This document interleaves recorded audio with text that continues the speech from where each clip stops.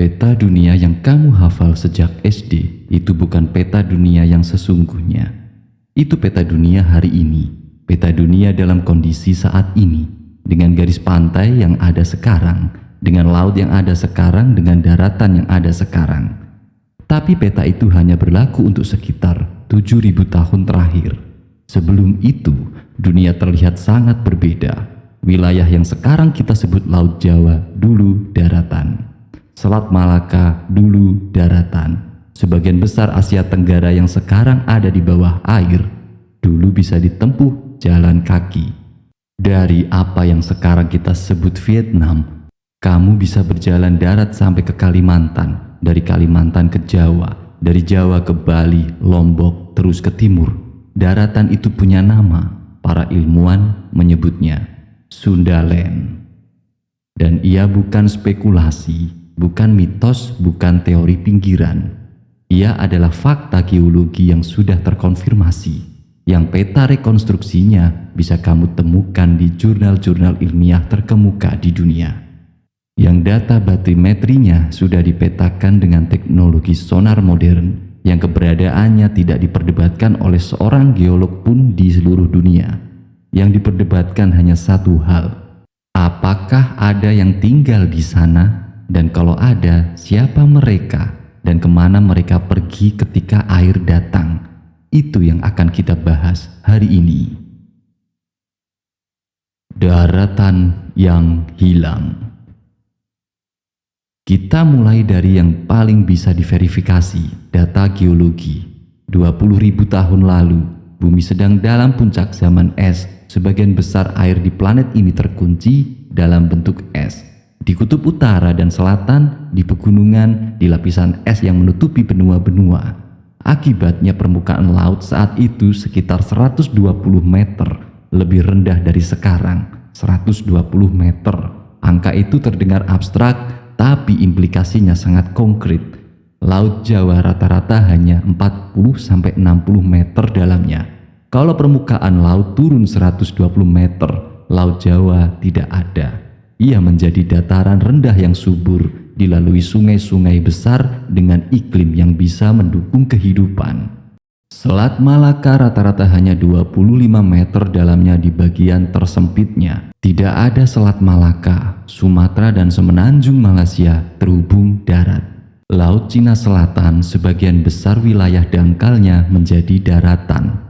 Total luas daratan yang muncul sekitar 1,8 juta kilometer persegi. Untuk perbandingan itu, hampir 3 kali luas daratan Perancis, lebih besar dari India, sebuah benua kecil yang sekarang tidak ada di peta manapun. Itulah Sundaland dalam kondisi maksimalnya. Lalu sekitar 14.000 tahun lalu, es mulai mencair. Kita sudah bahas ini di episode 5. Proses pencairan yang tidak mulus dengan fase-fase di mana air naik sangat cepat. Meltwater Pulse 1A sekitar 14.600 tahun lalu. Permukaan laut naik hampir 20 meter dalam 500 tahun. Bagi manusia yang hidup di pesisir, waktu itu adalah bencana yang berlangsung sepanjang hidup mereka. Proses itu berlanjut ribuan tahun dan sekitar 7.000 tahun lalu. Sundaland dalam kondisi yang kita kenal sekarang. Tinggal pulau-pulau yang tersisa. Sumatera, Jawa, Kalimantan, Bali. Semua yang sekarang kita sebut Indonesia bagian barat adalah puncak-puncak daratan Sundaland yang tidak tenggelam. Yang tenggelam bukan wilayah pinggiran. Yang tenggelam adalah jantungnya. Dan ini yang penting untuk dipahami, proses tenggelamnya tidak terjadi dalam satu malam, ia berlangsung ribuan tahun. Artinya manusia yang hidup di sana tidak mengalami suatu bencana tunggal. Mereka mengalami daratan yang terus menyempit, garis pantai yang terus bergerak, wilayah yang bisa dihuni yang terus berkurang, generasi demi generasi, dunia mereka mengecil, dan pada akhirnya hilang. Jejak yang tersisa di dalam tubuh. Tapi geologi hanya menceritakan tanahnya, bukan orangnya. Untuk orangnya, kita perlu data yang berbeda. Dan data itu ada di tempat yang tidak bisa tenggelam, tidak bisa terbakar, tidak bisa dihapus oleh air atau waktu. Di dalam DNA manusia yang hidup hari ini, penelitian genomik populasi Asia Tenggara dalam 2 dekade terakhir menghasilkan temuan-temuan yang sangat menarik. Dan beberapa di antaranya belum sepenuhnya bisa dijelaskan oleh model migrasi yang selama ini kita gunakan. Mari kita letakkan datanya. Pertama, usia cabang genetik di Asia Tenggara. Penelitian dipublikasikan di berbagai jurnal genomik menunjukkan bahwa beberapa populasi di Asia Tenggara, terutama populasi indigenous di semenanjung Malaysia yang disebut orang asli, populasi Andaman, dan beberapa kelompok di Filipina dan Indonesia memiliki cabang genetik yang sangat tua.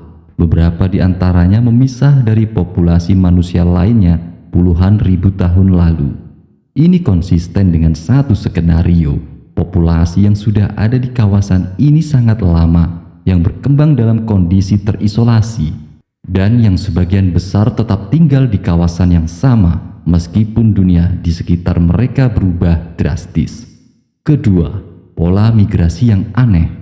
Model migrasi manusia yang selama ini dominan yang disebut out of Africa menjelaskan bagaimana manusia modern menyebar dari Afrika ke seluruh dunia.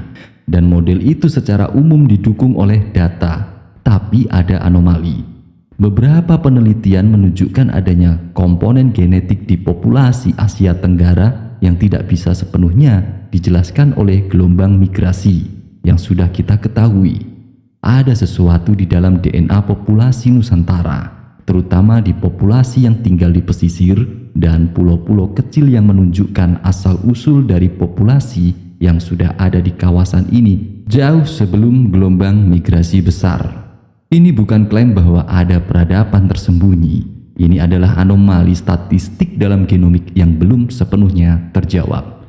Ketiga, dan ini yang paling menarik, ghost population Asia Tenggara. Kita sudah bicara tentang ghost populasi di episode sebelumnya, populasi yang DNA-nya ada di dalam tubuh manusia hari ini, zero generasi, tapi yang tidak meninggalkan fosil yang bisa kita identifikasi. Penelitian terbaru menunjukkan bahwa ada komponen ghost population yang spesifik untuk kawasan Asia Tenggara, berbeda dari Denisovan, meskipun Denisovan juga ada, berbeda dari Neanderthal, sesuatu yang lain yang hidup di kawasan ini, yang berinteraksi dengan manusia modern yang datang ke sini, dan yang kemudian entah bagaimana menghilang, atau tidak menghilang sepenuhnya, hanya tidak meninggalkan nama. Apakah ghost population ini berhubungan dengan Sundaland? Kita tidak bisa mengklaim itu dengan yakin. Data genomik tidak bisa memberitahu kita tentang geografi dengan presisi seperti itu. Setidaknya belum dengan teknologi saat ini, tapi konsistensinya ada. Populasi yang sangat tua di kawasan yang sangat luas, yang sebagian besar wilayah asalnya kini ada di bawah air. Bahasa yang menyebar dari titik yang tenggelam. Ada jalur bukti ketiga yang jarang masuk ke diskusi tentang Sundaland, linguistik. Rumpun bahasa Austronesia adalah salah satu rumpun bahasa terbesar di dunia. Ia mencakup lebih dari 1.200 bahasa, dari Madagaskar di barat sampai Hawaii di timur, sampai Selandia Baru di selatan. Bahasa Melayu, bahasa Jawa, bahasa Tagalog, bahasa Hawaii, bahasa Maori, semua satu keluarga. Dan pertanyaan yang sudah lama diperdebatkan oleh para linguis adalah, dari mana rumpun bahasa ini berasal? Di mana titik awalnya? Model yang paling diterima saat ini, yang disebut out of Taiwan, mengusulkan bahwa nenek moyang rumpun Austronesia berasal dari Taiwan, lalu menyebar ke seluruh Asia Tenggara dan Pasifik dalam beberapa gelombang migrasi, mulai sekitar 5.000 tahun lalu. Model itu cukup kuat, tapi ada beberapa ahli, termasuk William Solheim dan Stephen Oppenheimer, yang mengusulkan model alternatif. bahwa di titik asal Austronesia bukan Taiwan, tapi kawasan yang lebih selatan, kawasan yang pada saat penyebaran bahasa itu terjadi, sebagian wilayahnya sudah mulai tenggelam, kawasan Sundaland. Argumennya, kalau bahasa Austronesia berasal dari Taiwan dan menyebar ke selatan, kita seharusnya melihat bahasa-bahasa di Taiwan sebagai yang paling tua dan paling beragam. Dan memang ada keragaman linguistik yang signifikan di Taiwan. Tapi ada keragaman yang tidak kalah dalam di beberapa bahasa indigenus Asia Tenggara yang posisinya konsisten dengan titik asal yang lebih selatan. Perdebatan ini belum selesai. Para linguis masih memperdebatkannya. Dan aku tidak akan mengklaim bahwa model Sundaland sudah terbukti karena belum ada. Tapi anomalinya ada. Dan ia konsisten dengan gambaran yang lebih besar yang sedang kita bangun. Tradisi lisan, ingatan yang tidak pernah ditulis.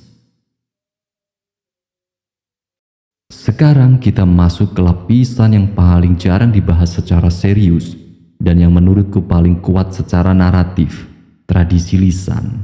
Di berbagai penjuru Asia Tenggara, dari Jawa, Sumatera, semenanjung Malaysia sampai ke India Selatan, ada cerita tentang daratan yang tenggelam, tentang tanah leluhur yang ditelan laut, tentang peradaban yang ada sebelum air datang. Ini bukan satu cerita, ini adalah pola yang muncul berulang di berbagai tradisi yang tidak terhubung satu sama lain secara langsung. Dari tradisi Jawa, ada konsep tentang tanah Jawa purba yang jauh lebih luas dari yang sekarang. Ada cerita tentang kerajaan-kerajaan yang tenggelam, tradisi tentang Ratu Kidul, penguasa Laut Selatan, yang dalam beberapa interpretasi dibaca sebagai memori tentang wilayah yang dulu daratan yang kini ada di bawah laut. Dari tradisi Tamil di India Selatan, ada konsep Kumari Kandam, sebuah daratan besar di selatan India yang diklaim tenggelam ribuan tahun lalu, tempat lahirnya peradaban Tamil tertua. Teks-teks Tamil klasik menyebut dua akademi sastra, Sangam yang pertama dan kedua tenggelam bersama daratan itu, hanya Sangam ketiga yang tersisa. Para sejarawan arus utama memperlakukan Kumari Kandam sebagai mitos, tapi beberapa peneliti menunjukkan bahwa lokasi yang digambarkan di selatan ujung India meluas ke arah Asia Tenggara, konsisten dengan rekonstruksi garis pantai purba. Ada daratan yang memang ada di sana dan memang tenggelam. Dari tradisi Melayu, ada hikayat Merong Mahawangsa dan berbagai teks sejarah Melayu yang menyebut asal-usul kerajaan dari tempat-tempat yang sulit diidentifikasi secara geografis dengan peta hari ini. Beberapa ahli menyarankan bahwa beberapa referensi geografis dalam teks-teks ini mungkin merujuk pada wilayah yang sudah tidak ada di atas permukaan laut. Dari tradisi aborigin Australia, ini yang paling mengejutkan. Ada tradisi lisan yang menceritakan tentang waktu ketika daratan Australia jauh lebih luas dari sekarang, tentang garis pantai yang berbeda, tentang pulau-pulau yang kini sudah tenggelam yang masih bisa dikunjungi oleh nenek moyang mereka. Dan pada 2020, sebuah penelitian yang dipublikasikan di jurnal Quaternary Science Reviews melakukan sesuatu yang luar biasa. Mereka mengambil 21 tradisi lisan aborigin Australia dari berbagai kelompok yang tidak terhubung satu sama lain dan mencocokkannya dengan data geologi tentang kenaikan permukaan laut pasca zaman es. Hasilnya, tradisi-tradisi lisan itu secara akurat menggambarkan perubahan garis pantai yang terjadi antara 7.000 hingga 18.000 tahun lalu dengan detail yang spesifik tentang lokasi, tentang kecepatan perubahan, tentang apa yang hilang. Tradisi lisan yang akurat selama 7-18.000 tahun. Ini bukan kebetulan, ini adalah bukti bahwa manusia punya kapasitas untuk menyimpan memori tentang peristiwa nyata dalam format cerita dan mempertahankannya dengan presisi yang jauh melebihi apa yang selama ini kita anggap mungkin. Dan kalau tradisi lisan aborigin bisa menyimpan memori tentang perubahan garis pantai selama 18.000 tahun, maka tradisi lisan di Asia Tenggara tentang daratan yang tenggelam tidak bisa begitu saja kita abaikan sebagai dongeng. Mereka mungkin sedang menceritakan sesuatu yang benar-benar terjadi. Apa yang kita tahu dan tidak tahu. Sekarang kita harus berhenti sejenak dan jujur tentang batas dari semua yang sudah kita bahas. Ada yang sudah terkonfirmasi, ada yang masih hipotesis, dan keduanya harus dipisah dengan jelas. Yang sudah terkonfirmasi, Sundaland ada. Ia adalah daratan seluas hampir 2 juta kilometer persegi yang tenggelam secara bertahap antara 14 hingga 7.000 tahun lalu. Ini fakta geologi yang tidak diperdebatkan. Kawasan Asia Tenggara dihuni manusia modern setidaknya sejak 50 hingga 70.000 tahun lalu. Kemungkinan jauh lebih lama. Lukisan Gua Sulawesi yang berusia 44.000 tahun adalah bukti langsung. Ada populasi yang sangat tua di kawasan ini dengan cabang genetik yang memisah dari populasi manusia lainnya puluhan ribu tahun lalu. Tradisi lisan di berbagai budaya di kawasan ini menyimpan cerita tentang daratan yang tenggelam. Yang masih hipotesis adalah bahwa ada peradaban kompleks di Sundaland sebelum ia tenggelam. Kita tidak tahu ini, tidak ada bukti arkeologi langsung karena situsnya ada di bawah air dan belum pernah dieksplorasi secara sistematis. Bahwa orang-orang Sundaland adalah sumber dari pengetahuan yang kemudian muncul di Sumeria. Ini kemungkinan yang menarik.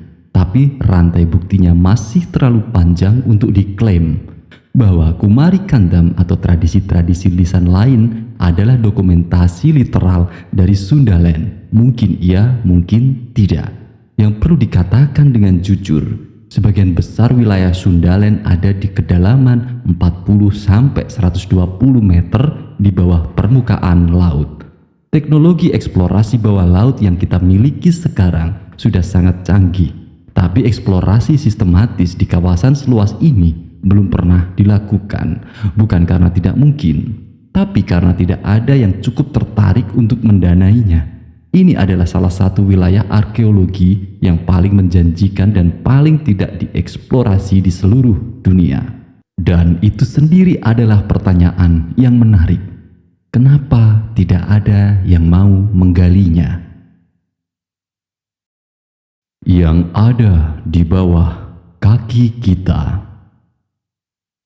Kita kembali ke pertanyaan yang paling mendasar. Siapa yang ada sebelum Sumeria?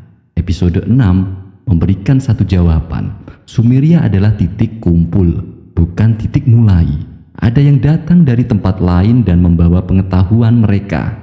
Episode 7 menunjukkan bahwa pengetahuan itu tersimpan dalam teks-teks tertua yang masih bisa kita baca dengan pola yang terlalu konsisten untuk menjadi kebetulan. Dan episode 8 ini menunjukkan bahwa ada kandidat yang sangat kuat untuk tempat lain itu.